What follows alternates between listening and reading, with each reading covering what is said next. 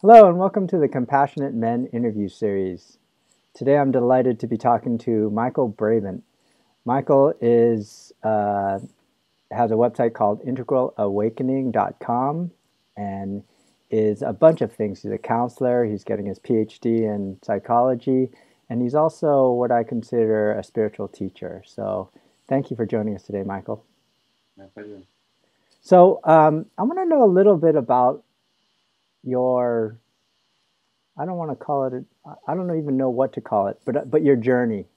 And so I was on your Facebook, and if you look at like your photos from the past 8 year, 10 years, it seems like you had a journey. You went from being like what I consider just a normal what a college kid, traveling around with your friends, going on road trips, to some deep yoga practices, and then to some really deep spiritual practices. And I'm wondering if you could kind of map out how that process went for you. Oh God. It's like it's like all questions at once. Well, just answer whatever one comes up for you, Sure. or wherever that leads you.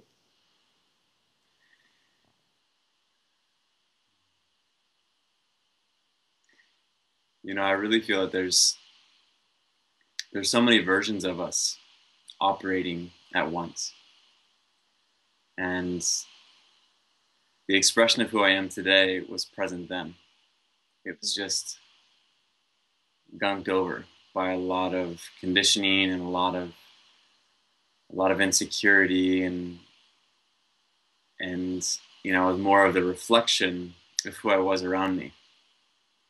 And so I would say the transition has kind of, one way to frame it would be no longer asking my questions or seeking my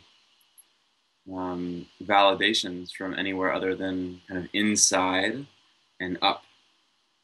Also down too. I mean, it's like my humanity, but it's really like, how do I just stay here and realize that inside of here is where I can discern the clearest truth. Not that I don't get great feedback from people and all sorts of stuff, but it was this addiction to going out first that slowly began to shift. And it was it's a very gradual shift from, I only came on my spiritual path in this body 7 years ago, 7.5 years ago, when I started my PhD program and took a year off from college and then moved up to the Bay Area from San Diego. And it was just a gradual kind of activation. It was a very fast activation that shifted my deep intellectual curiosity to one of spiritual curiosity. And then I just kept burning and burning and burning. And, you know, I thought I was losing all these things, and I was, but I didn't realize that I was the fire. And all that was burning were extraneous material, extraneous to who I am now, yet deeply, deeply important processes of understanding and healing and letting go and embracing and having compassion for, because I think it's with how fast I've shifted, just in light of the topic of compassionate men. I would say another meta theme has been just a deep sense of forgiveness of all the ways in which I didn't know what I was doing. And one way that is really beautiful to frame that is that we're all innocently guilty of our unconsciousness. And so guilty in the sense that we're actually doing it. I mean, it's actually coming through this body, but innocent in the sense of nobody is going to be in awareness acting other than deeply compassionate towards themselves and towards others. And as soon as somebody isn't in awareness, all sorts of stuff can happen. And life is set up for us to suffer. And life is set up for us to bang our knee and bonk our head and hurt other people and all these things. And so I found that a way to integrate a lot of that old stuff was to not hold my past self to the same standard that my current self can see. And so it's not only coming to this place, but so much of my past self through dreams and through healing ceremonies and through moments with friends or seemingly strangers kick up all these memories of that which is integrated fully and fully seen and loved. Because I feel like love is the fabric of the universe, and every misinterpretation of something creates a little blip.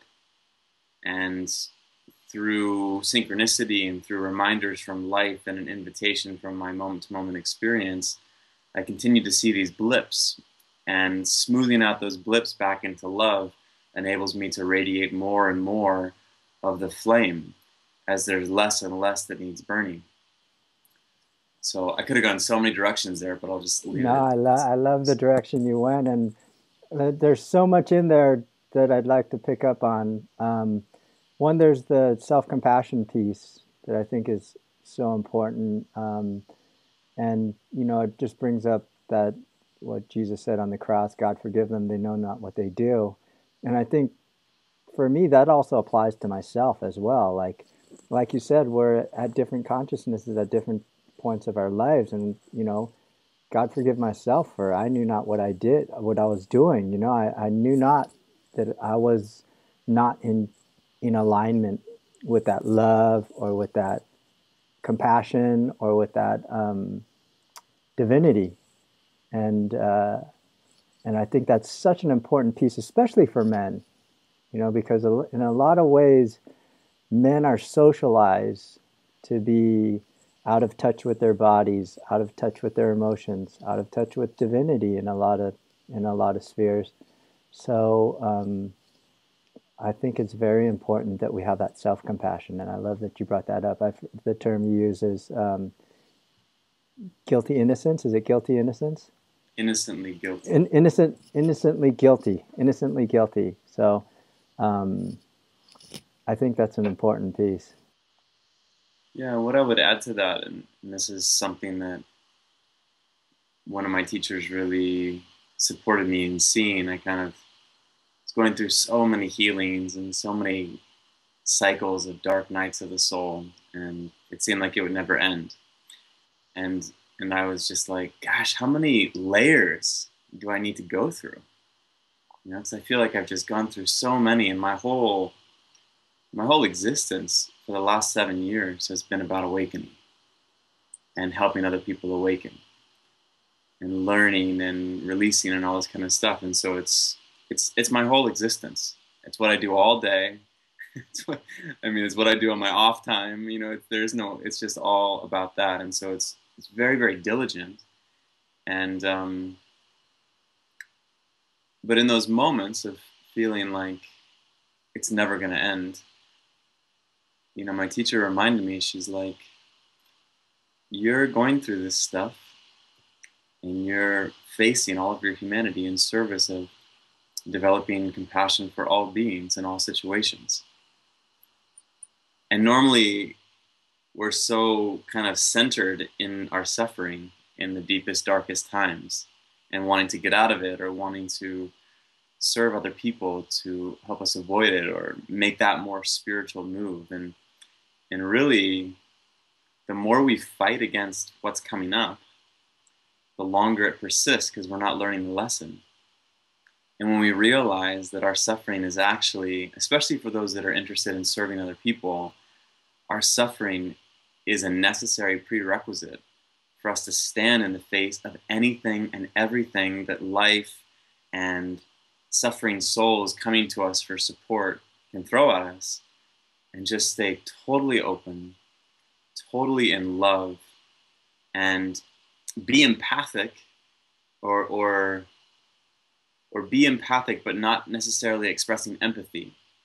Empathic in the sense of my history and my energy field has a reference point, the suffering you're going through.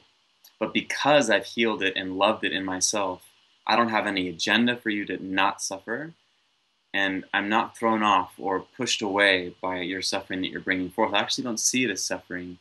I see it as that natural mechanism that life has for us, because the first spiritual teacher that we all have is suffering. So that's something we can all relate to. Um, and so when we can kind of see it that way, then when we're in those deepest, darkest times, it's like, wow, I'm cultivating my compassion by being able to steward this. And how can I soften around what is? Because in surrendering, which is a very kind of feminine move, you know, there's like the difference between getting stuff done and the external world is very masculine. And it's like, I want to get a job. And so I build my resume and I get a network and I put all this stuff together. I go on job interviews and it's very tit, tit, tit. But the inner journey, the awakening journey, is very, very feminine. It's very much opening. Like actually opening and not having an agenda is the fastest way to get to where we're needing to go, which is usually not necessarily the same as what our agenda is, where we want to go. And I see oftentimes men and women that I work with that don't feel safe to rest in their feminine, and so they're more masculinized, that they superimpose this way of being in the world onto their inner journey. And so they're like, all right, I got something that's coming up here, and like I got to deal with it, and what is it connected to, and what practices do I need to do, and how do I be with it? And it's just not like that. That only has so much utility. And what I see happening in the healing journey on the individual and the healing journey of the earth and the healing journey of the cosmos is the realignment of the feminine principle. Of once we can realign the feminine principle, then the hypermasculine can come back, and then we have access to both. We need to be engaged and clear and decisive and, you know, express ourselves with force in a way that's of service, then we have access to that. If we need to get stuff done, we have access to that. If we can flow, if we need to flow, we need to kind of intuit, and we need to be open and empathic and surrendered and creative, then we can do that. We're in the middle, and we have these access points of both sides. So we can't have that until we surrender to what is and have compassion for what is, so that we don't harden ourselves with any sort of compensation to the masculine or any other expression to compensation. God, Michael, every time you speak, I have there's so many offshoots that I want to go on that pursue, but I'm gonna go with this one. You know, and I've heard you say this a number of times. This idea of not hardening and softening, you know, and whether you call that or opening, softening and opening, whether you call that a feminine principle and the hardening a masculine principle. I'm not going to go into the dynamics of that, but just this idea of softening and opening, and especially, you know, in the first part of what you were saying, to suffering. For me, I think that is something that is often missed in compassion, in the idea of compassion, in the practice of compassion, in even in the science of compassion, is this idea that like compassion allows you access to suffering. And like you said, suffering is our first spiritual teacher. So compassion actually gives you the opportunity to experience suffering so that, like you said, you can have that empathy, so that you can have that experiential wisdom that comes from being open to suffering. And for me, that has been such a powerful shift in perspective. Like, I think most of our lives, for most people, people avoid suffering. They don't want to see it. They don't want to deal with it. They don't want to have it. And it's like the Buddha, right? The Buddha, for the first part of his life, his father hid him from suffering. He wouldn't let him outside the castle walls, wouldn't let him see anybody who was sick, dying, and suffering. And for me, I think embracing, softening, opening to that suffering has been probably my most powerful teacher. So I want to just echo what you said. Mm. There's no real question there, but but you know what? Also, I wanted to pursue this idea that when you do embrace that suffering, when you do deepen into compassion in that way, when you are able to feel the suffering of others, and to sit with them, and to say, I know what you're experiencing because I've experienced that. Um, that does open up this larger compassion that you referenced to, like this global compassion. And I wanted to pick up here, and one of the main reasons I wanted to interview you is um, because of what you're doing. You know, like you are okay. So you're going to finish your PhD. You're going to finish your PhD. You have a successful practice. You live in a beautiful place, Northern California. But you're going to drop all that, and you're going down to South America to help heal global consciousness, or I don't, I'm not, I don't want to put those words in your mouth. You're going to South America. You're dropping everything. You're going to South America for you don't know how long to help heal. And maybe you can just put that in your own words. I don't want to put those words in your mouth. Put that in your own words, and then also um, ex- not explain, but just discuss why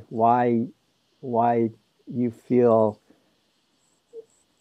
that driven or that drawn to give up everything, I would say, that you have right now to do that.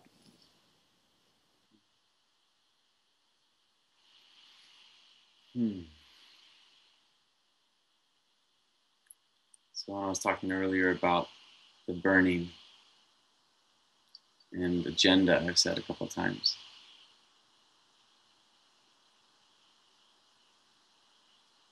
There's a way that I've begun to experience life where when there's less, I'll say it this way.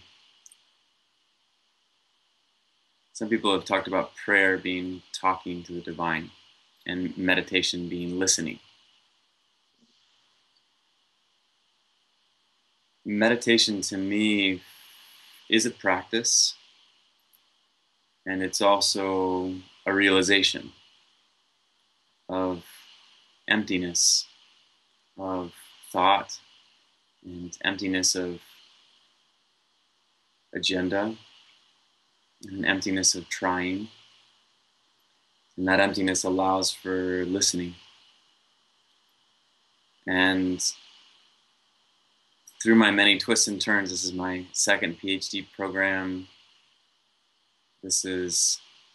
I'm currently with a woman that is the second woman that I thought I was going to marry, and I am going to marry this one. But in those 7 years, there's been a lot of my life trajectory facing something that was secure, and that was below the bar of my soul. But I didn't want to risk going for what felt most true, because that's ambiguous and that's not guaranteed. And these last 7 years have really prepared me by giving me an abundance of, it wasn't like the first woman that I was going to marry. She wasn't beautiful, an amazing being, but it just wasn't aligned. And my first program taught me so much, and it wasn't aligned.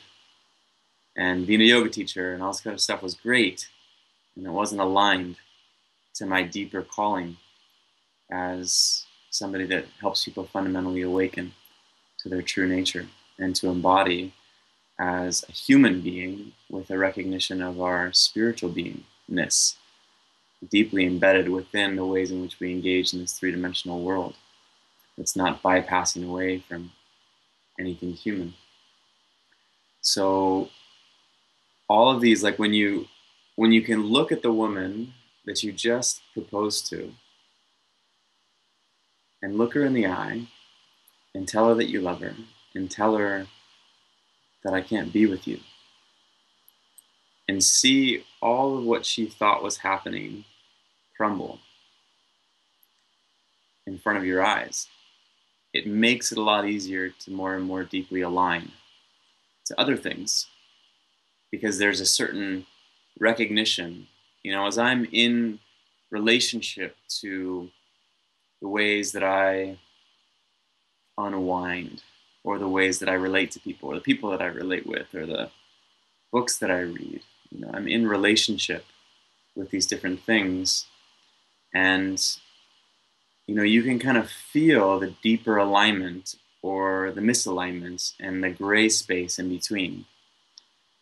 And so, as I've made these decisions, I've learned to align with a highest percentage of yes inside of me, because I don't think there's ever going to be 100% yes, because like I said at the beginning, there's so many versions of us that are co-arising.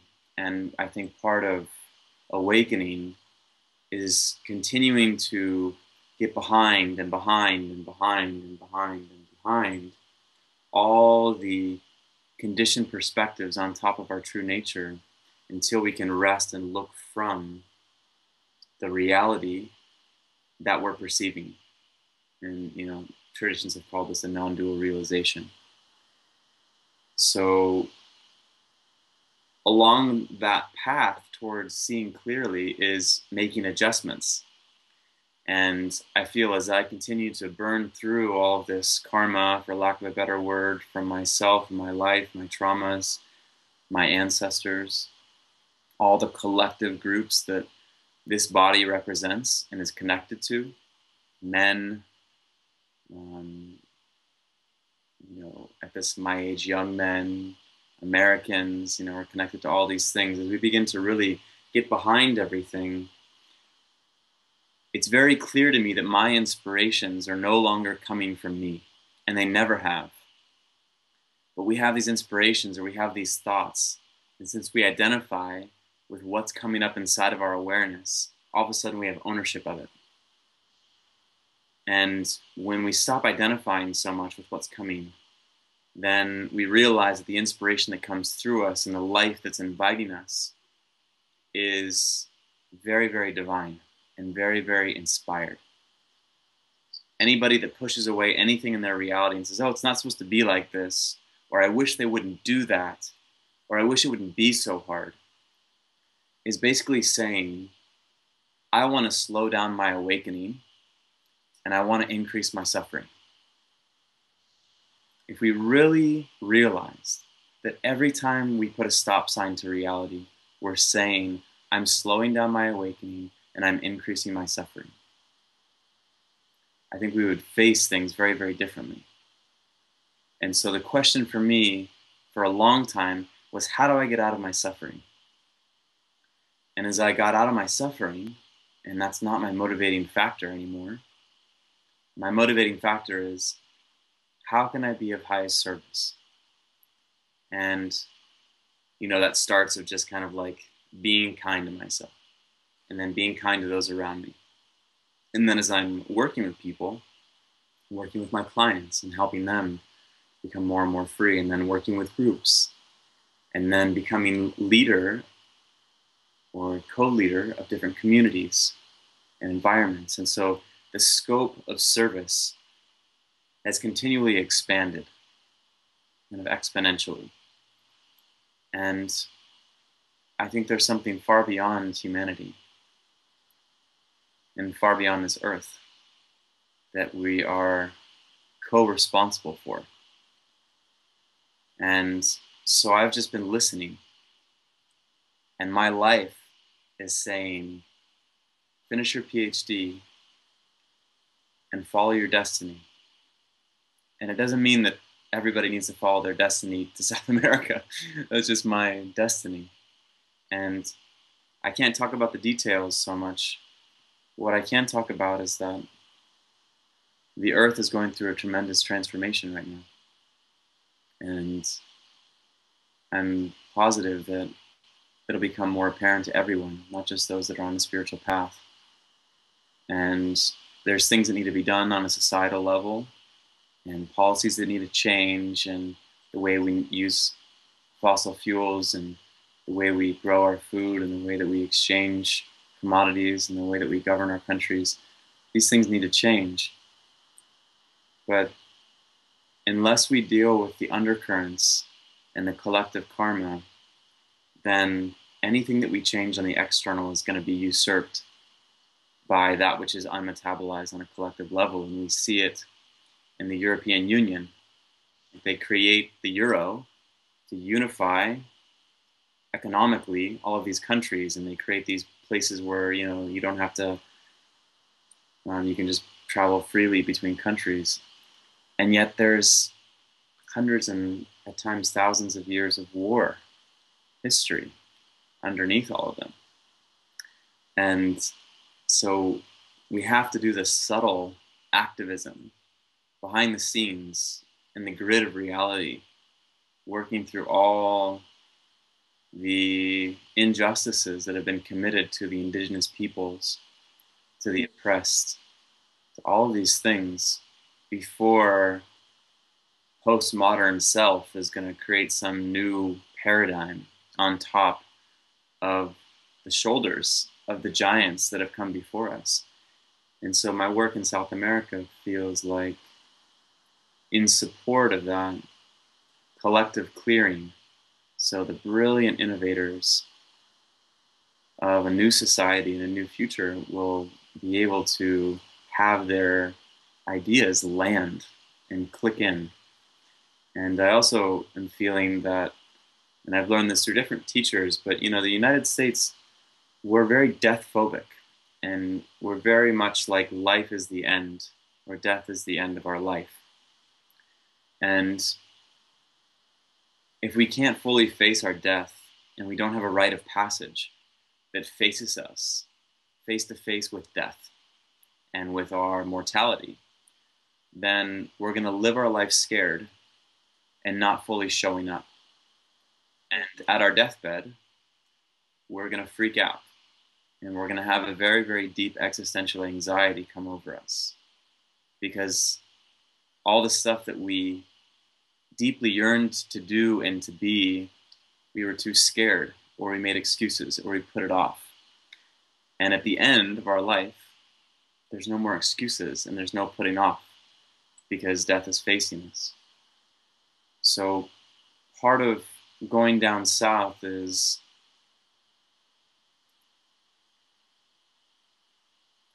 to fully allow myself to be shown who I'm here to be, and to be the expression, and to clear everything that's not love, and to learn from it, and to awaken to what I believe is the next stage of human evolution, and to be able to be so fearless about anything that seems wrong or dangerous, and be able to steward people through their own rites of passages, so that they can come and shed all the false beliefs of life ending with death and destruction being a bad thing and all this kind of stuff, and be able to uncover their soul's imprint and be able to expand it and live as it, so they can go back and support humanity in their neck of the universe.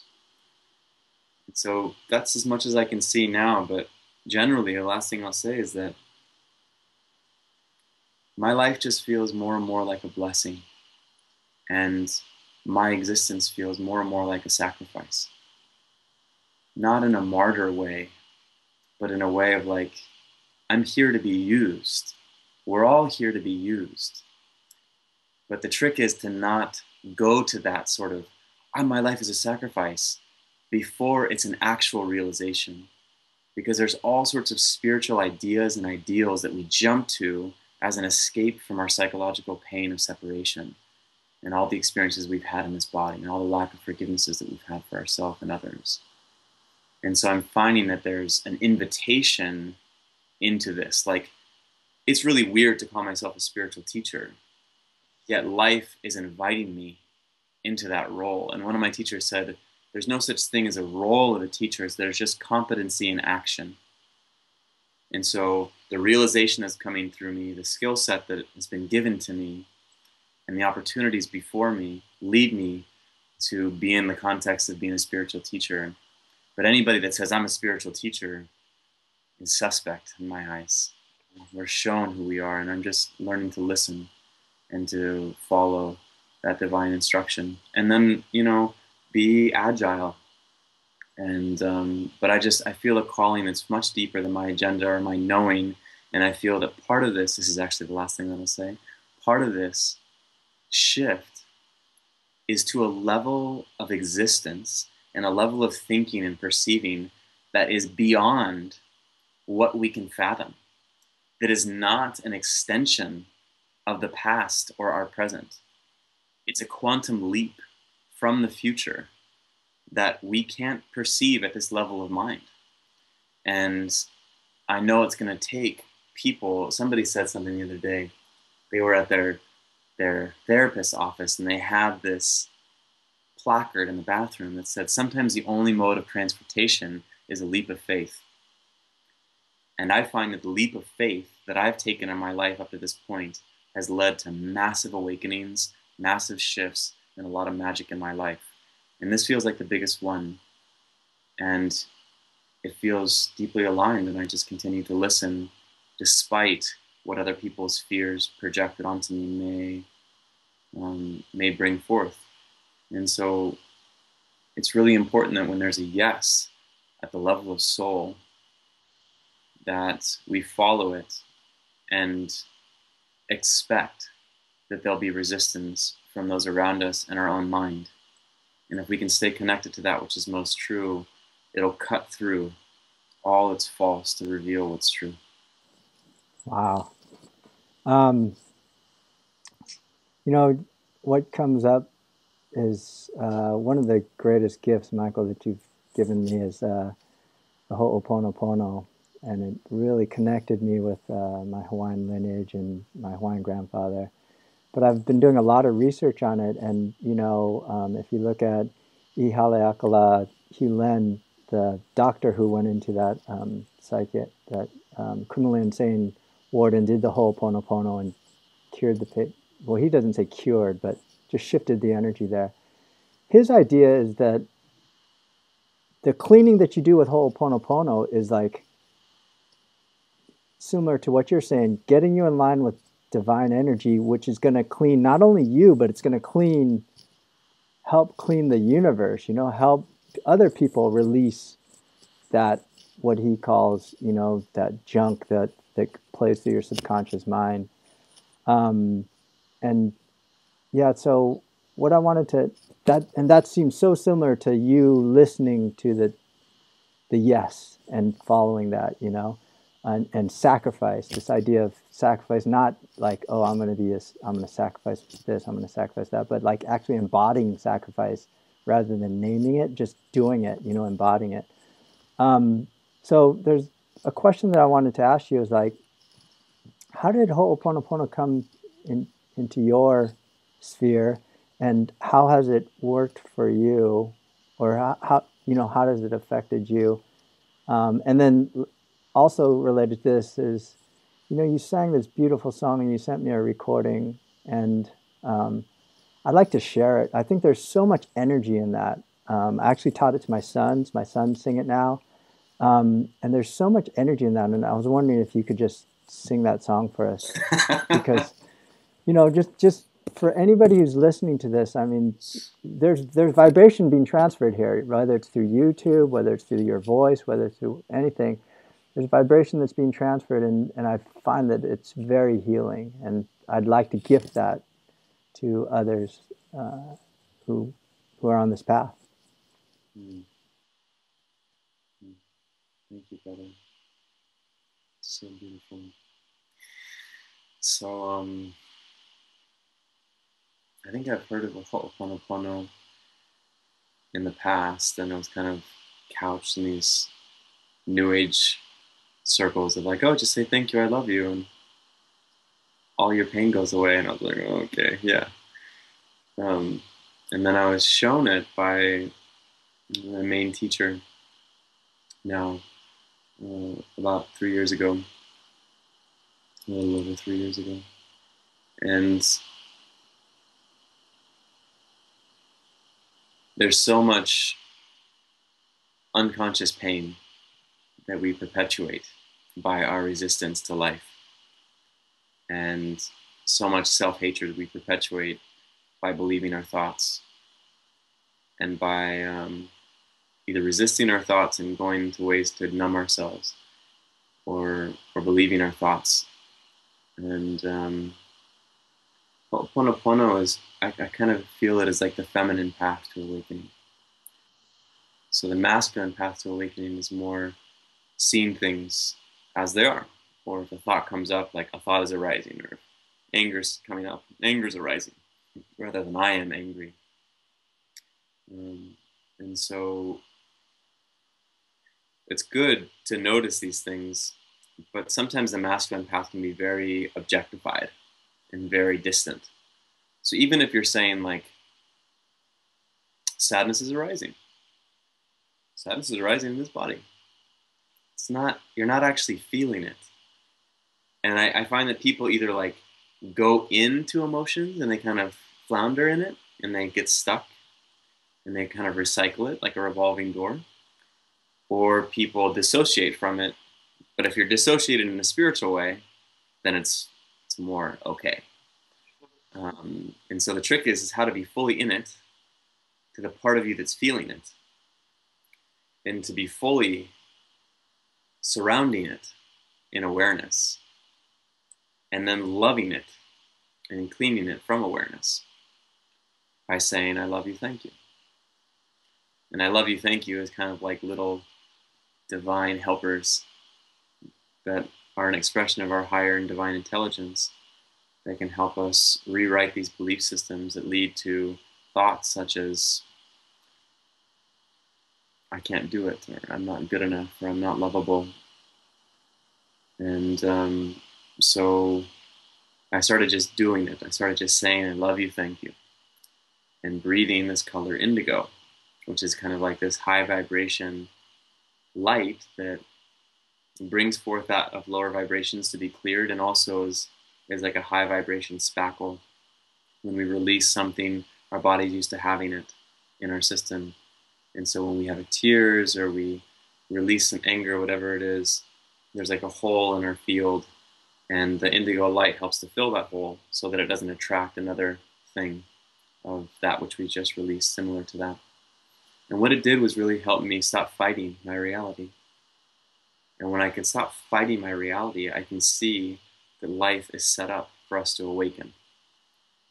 Life is orchestrated because life is in response to the energy that we're emitting consciously or unconsciously. And so all the unmetabolized energies of anger are going to draw angry people into your life or situations to trigger your anger. And I find that through the awakening process, when you have a really, really intense emotion, it vibrates some of the deepest areas of your being, and it is required, that intensity is required to excavate the really, really deeply laden belief systems and emotions and traumas. And when that intensity comes up, it's so easy to get on the emotion train and let something else drive, and then just like, yeah, I'm really angry, and then cause more suffering. And so the thank you, I love you is kind of like this buffer that allows you to feel this intense thing, feel this thought, experience whatever. And instead of trying to do anything about it or figure it out, like I talked about earlier with the masculine principle of kind of manipulating, is just to experience and just to take responsibility for your experience. And so if you're suffering, I would say, in my mind, I'd say, Ho'oponopono, I love you, thank you. I take 100% responsibility for my experience of Kozo. And so it's not a reaching out towards you, it's not a pushing you away, it's just a way to be with what's going on. But that buffer of love and understanding helps you stay more and more connected to that which is scary. It's kind of like the ideas of like kissing the face of a leper. You're just open to it. It doesn't matter what's going on, you're just loving it. And it helps to rewrite your karma. And I find that when you can be with that which is causing a lot of suffering, not desire it to go away, and not desire it to be shifted, or not desiring to figure anything out. You just say, I love you, thank you, and you stay in your body and you allow your body to show you how it wants to unwind. And then the mental insights about where that thing was coming from, if it's important for you to know, will come, just show itself. As opposed to needing to know before you trust. Like there's one school of thought that say, I need it to be safe in order for me to be vulnerable. And another school of thought would say, I'm going to be vulnerable and it's going to create safety. And so it's this sort of like how to flip things on its head. Before I understand something, to hold it, I'm just going to love it unconditionally, no matter what. And just say the mantra in my head, even if I'm not grateful and even if I don't love it. And that will help to stop or at least lessen the fight. And then you can work with the divine ingredients of your awakening that life is presenting to you, as opposed to being in some false belief that it needs to be different or match your ego ideal. You know? So that's what I would say about Ho'oponopono. I don't know if you want to follow up anything before I sing the song. Yeah, I want to bring up. You said rewrite your karma, and I'm assuming that you meant write, WRITE, rewrite your karma.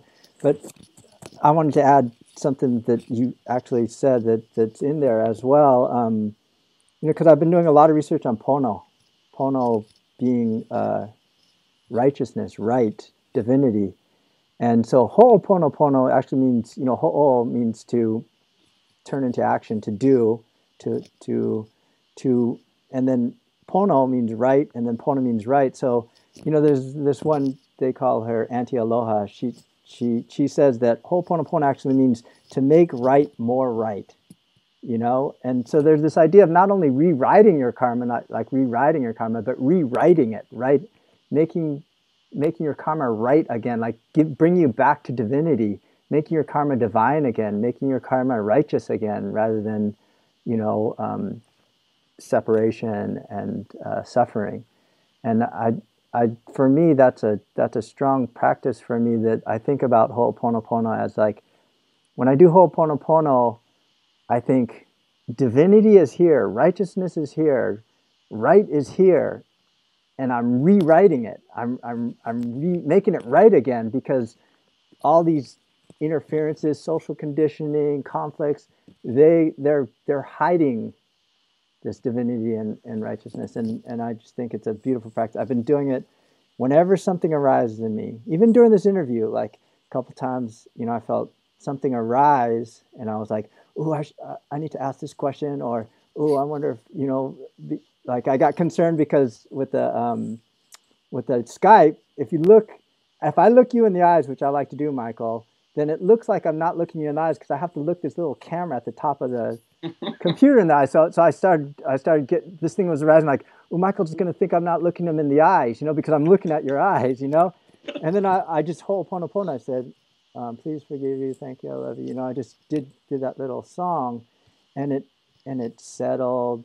I cleared it. It made right, and then again, we're able to connect right and right, consciousness with consciousness, divine with divine. And I just find it one of the most powerful practices that I'm putting into play right now. So I'd love if you sang that song, so other people can have the song in their mind. They can play this over again, learn the song, and just play it during the day when they feel anything arise, any of that conflict, that suffering, that separation arise, to just go through that song. Hmm. Yeah, I'd be happy to. And I just want to say one caveat to this rewriting that you just named. It's important to rewrite it, but not because what was before was wrong. Mm, So it's like it's a right without a wrong. yeah. It was always already right. It was Yeah. always right. We just kind of like cloaked it in wrong, right? And so, yeah, I totally agree. So if you're listening to this, I would just really invite you to soften into your center, just relax into yourself.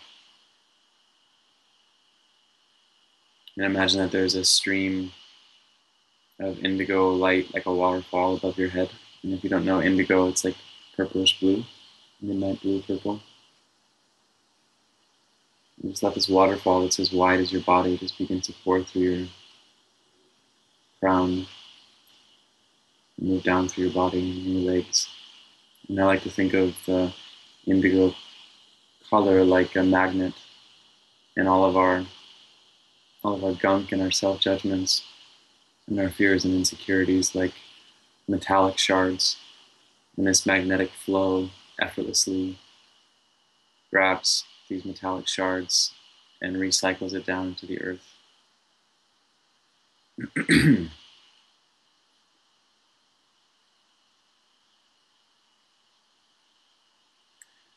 Ho'oponopono, Ho'oponopono, Ho'oponopono, Ho'oponopono, Ho'oponopono, Ho'oponopono. I'm so sorry.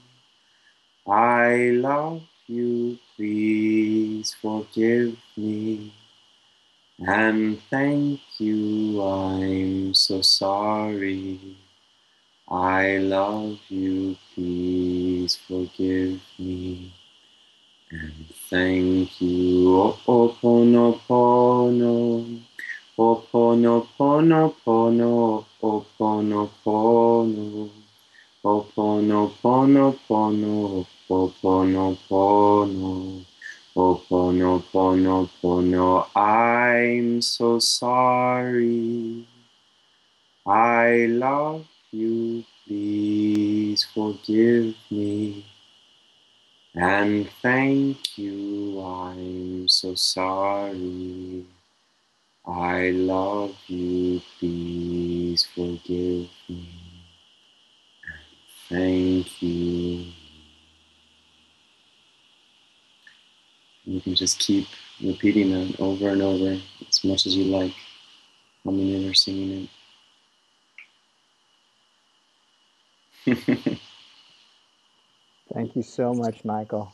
I mean, the original reason I started these interview series is because I wanted compassionate role models, male role models for my sons, Mm, and I couldn't find any, on the larger media, so I decided to create them myself.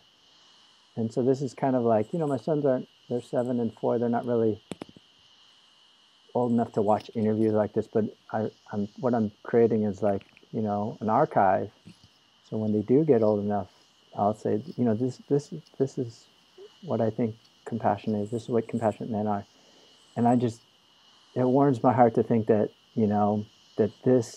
that song, Ho'oponopono, that healing, that indigo light is there for them whenever they want it now. mm. I think the only thing that I want to say to that is what I find with Ho'oponopono is that you're able to clear your lens so that you can see the wisdom that's been given to you your whole life that you thought was junk. And then from that moment and that recognition, you begin to open your eyes to the wisdom that's coming at you in real time. And it's such a sweet gift to be able to receive it and to express gratitude to the giver. Yeah, that said it perfectly. Thank you. Well, Michael, we're coming up on an hour. I said I'd keep you 30 to 40 minutes. I kept you an hour. And you know, just gratitude as usual. Like words can't convey the gratitude. Thank you so much for participating in this interview, and thank you so much for gifting us with the Ho'oponopono. But also thank you for what you are doing. And I know you don't like to call it a sacrifice, but thank you so much for the sacrifice, for the embodiment of that sacrifice that your life is. And I appreciate it. My sons appreciate it, and the world appreciates it. So thank you. Mm. And oh, let me just, I know you're leaving, but if people want to find out more about you, um, your website will still be up, I take it, even when you go down to. Yeah, I'm not sure if I'll be working with anybody anymore for some time. Um, but I have a lot planned. We'll see if it aligns with the cosmic agenda. But integralawakening.com, you can read more about me and my work, and there'll be updates at some point soon. And you're leaving in what, February, right? Is it Still being determined. still being determined? But are you taking clients or anything between, it's October now, October and February? Yeah, it depends how fast you edit the interview. I'll get it out there quick. I'll get it out there quick. Yeah, So, yeah, so integralawakening.com. Yeah, and there's a lot of great stuff. There's a free, let me just mention, there's a free ebook about deepening into relationships that is very powerful up there. And it's a beautiful, I wanted to talk to you about that. It's a beautiful ebook. But yeah, for free. So sign up there, integralawakening.com. So thank you so much, Michael. you're welcome. Thanks, cousin.